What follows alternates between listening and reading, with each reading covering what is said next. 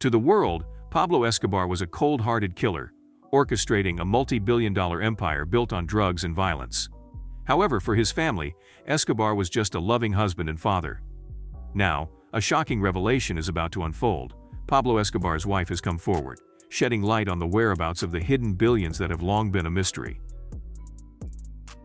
What happened to the substantial sums supposedly set aside for the well-being of Escobar's family? The answers are hard to find, as the law seized some liquid assets, leaving the hard assets and concealed cash largely unaccounted for. Join us as we reveal the truth about Pablo Escobar's hidden $1 billion. In children's tales, treasures are often hidden away on remote desert islands. Yet, the wealth buried in Colombia surpasses the imagination of even the most legendary pirates. Pablo Emilio Escobar Gaviria, known as the leader of the Medellin cartel and a prominent figure in 80s drug trafficking, is often recounted through legendary tales. One such story involves his daughter, reportedly enduring hypothermia, while hiding with the family atop a Medellin mountaintop. Facing the chilling cold with only a stash of cash, Escobar purportedly set fire to $2 million in crisp bills to keep them warm. Despite such actions, he couldn't exhaust his colossal wealth before his death. At the zenith of his criminal empire, Pablo Escobar amassed an astonishing $45 million every day, acquiring vast country estates, planes, and even priceless dinosaur fossils for his children's amusement. Despite his opulent lifestyle, the influx of money outpaced Escobar's ability to spend it. Colombian banks, wary of his ill-gotten gains, refused to handle his tainted cash, prompting him to stash a portion in Swiss accounts. Unfortunately, these funds are now irretrievable, as only Escobar possessed knowledge of the account details. Beyond the confines of banks, he concealed even larger sums, meticulously shrink-wrapping cash into substantial stacks and burying them in plastic barrels or metal boxes, alongside thousands of gold bars, wherever he deemed secure. Intriguingly, a significant portion of the world's $100 bills found their resting place on Colombian soil. Escobar's brother, Roberto, who served as the gang's accountant and endured 12 years for criminal conspiracy, revealed that the sheer magnitude of Pablo's earnings led to annual write-offs of 10%. Rats feasted on stored cash, water damage took its toll, and some of it was simply lost. As the mastermind behind 80% of the cocaine smuggled into the U.S. during the hedonistic 1980s, Escobar's financial prowess reached such heights that he had to upgrade to a larger plane to accommodate the sheer volume of money. Inspired by James Bond, he even commissioned a fleet of submarines to discreetly transport his illicit cargo. Escobar's influence extended beyond mere indulgence. He undertook philanthropic endeavors, building Barrio Escobar, a neighborhood in Medellin with 1,000 homes for families previously residing in the slum known as the garbage dump. This act earned him the moniker Robin Hood, as he shared his fortune with the less fortunate while strategically cultivating a personal army of grateful residents.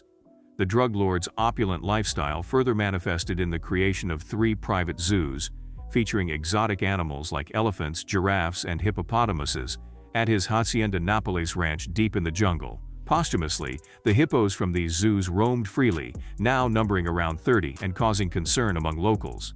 Escobar's son, Juan Pablo, reminisced about a life akin to Disneyland, surrounded by luxury and excess.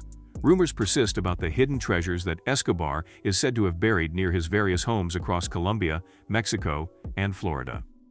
While skeptics dismiss these tales as a modern-day El Dorado, some treasure hunters have embarked on daring quests, including a team led by Scots Guard John Miller, who enlisted SAS veterans in 2009 for a treasure hunt in Colombia. Despite the skepticism, those closely connected to Escobar, such as Steve Murphy, a DEA agent who helped track him down, attest to the reality of the hidden wealth. Murphy emphasized that Escobar indeed employed tactics like shrink-wrapping money and burying it in clandestine locations, eliminating those who knew the burial sites to maintain the secret. After Escobar's death, the Colombian government compelled his family to declare any liquid assets, confiscated funds tied to associates, and even acquired possessions from competitors like the Cali cartels, who demanded payment for aiding Escobar's downfall. Some of his cartel members plundered the remaining funds to sustain their lifestyles after his demise, while his immediate family struggled with the limited money they possessed. Remarkably, Escobar left no specific inheritance for his children, not even a will. His siblings Alba Marina and Roberto had some access to his estate. Two of Pablo Escobar's siblings, Alba Marina and Roberto, were granted partial access to his estate. Sebastian, Escobar's son, found himself in dire straits financially and turned to his aunt Alba, requesting $60 million from a concealed location. However, upon Alba's return, she reported that there was hardly any money left. Sebastian, contending that his aunt had misappropriated the cash for her gain, asserted these allegations. Some recovered treasures, including $4 million found in plastic cans in 1989, have been documented by Colombian newspaper El Espectador. The subsequent year saw the discovery of $25 million alongside 150 kilos of gold bars. Then in 2009, an additional $5 million surfaced in the jungle, where Escobar had established a network of cocaine factories, while another $10 million was uncovered, clandestinely stashed at the Hacienda Nápoles ranch.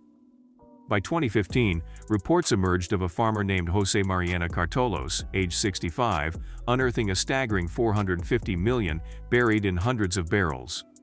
His unexpected find occurred while excavating a field intended for a palm olive plantation. This windfall, believed to be part of Escobar's wealth, was surrendered to the Colombian government. Cartolos received a $3,000 stipend in return. The residences once owned by the drug lord have transformed into hotels and tourist destinations. Among these properties, Hacienda Nápoles stands out as the most renowned. Situated in Puerto Triunfo, Colombia, this Spanish colonial estate features an airfield, zoo, and kart racing track. The site has been repurposed into an attraction park known as Hacienda Nápoles. Escobar, a master negotiator, struck a deal with the authorities to construct his own prison, La Catedral, when apprehended. This unique facility allowed him to live like a king, complete with a bar, space for wedding celebrations, a disco, a jacuzzi, a sauna, a waterfall, and a pool room. Remarkably, cops were barred from approaching within 12 miles of his incarceration. Following Escobar's death, the property remained vacant. However, a community of Benedictines later transformed it into a meditation retreat, offering solace for those seeking an escape from urban life. The La Manuela Party House, built over 5 years ago, served as a celebration hub for Escobar's family. Despite its current dilapidated state, the property once housed cartel members in various apartments. In 1993, a rival cartel extensively damaged the estate, leaving it in disrepair. Today, it stands as a public tourist attraction, preserving the tumultuous history of Pablo Escobar. Additionally, the drug kingpin owned a luxurious residence in Tulu, Mexico, which remained vacant for a period. In 2012, it was acquired by gallery owner and art collector Leo Malca, who transformed it into Casa Marca, a boutique hotel showcasing his extensive art collections. This unique hotel, Il Grande Residence, is located on the Caribbean island of Isla Grande and features a lavish residence owned by a drug lord, complete with separate residences, a pool, and a helipad. The Accountant's Story. Inside the Violent World of the Medellin Cartel, a book by Roberto Escobar, provides detailed insights into the locations where Pablo's money flowed during his reign. Roberto explains that a significant portion of Escobar's wealth went to public officials, often in the form of bribes or campaign financing.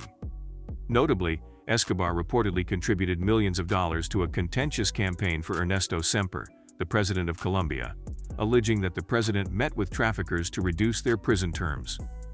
The drug lord also owned a 6,500 square foot estate on Miami Beach, confiscated and sold by the American government after his passing. Known for concealing large sums of money in unconventional places, including floors and walls, Escobar's wealth is still being discovered.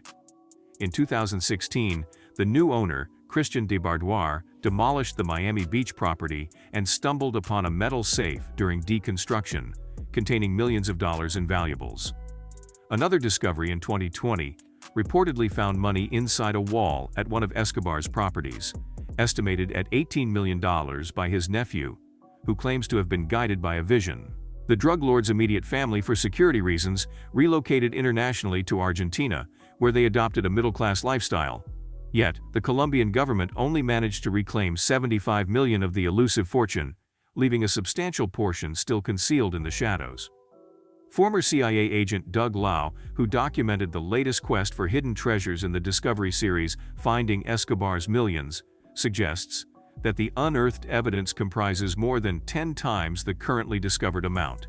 The evidence has been dug up: plastic barrels full of cash, gold bullion, jewels, and guns. It's pure bling bling. The Colombian cartels invented that. That is just a fraction of Pablo's billions. He couldn't have all that cash just lying around, so he had to bury it in safe houses and the properties of people he trusted. What do you think the discovery of hidden money and valuables tells us about how Pablo Escobar managed to stash his wealth? Was it fair?